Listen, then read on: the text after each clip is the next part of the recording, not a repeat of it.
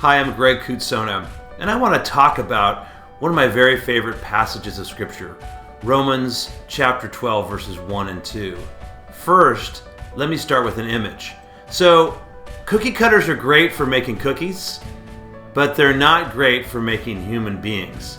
And too often, the world that we're in wants to put us into a cookie cutter kind of mold and make cookie cutter characters, formed after the values that the world gives us in what we do, what we wear, what we listen to, what we eat, what our political and moral ideas are about.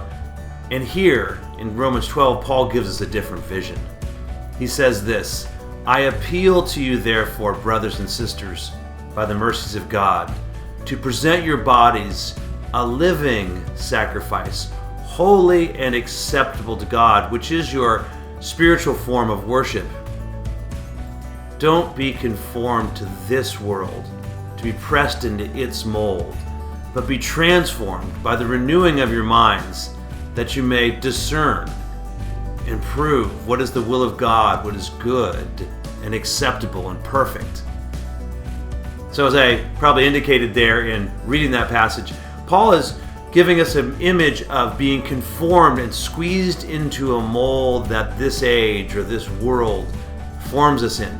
But he gives us an alternative view, that we release ourselves and present ourselves to God every day.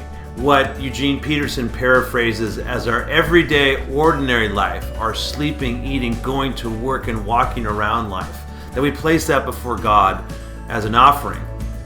And this passage is what has led a member of our congregation and leading neuroscientist Len Matheson to say, Paul was really one of the first neuroscientists. He let us know that we can be transformed, that our brain can be reformed by the power of Christ to prove, to discern, to demonstrate what is God's will. What is God's will for who we are and how we love others in this world. So today, as you take this verse, let it seep into you.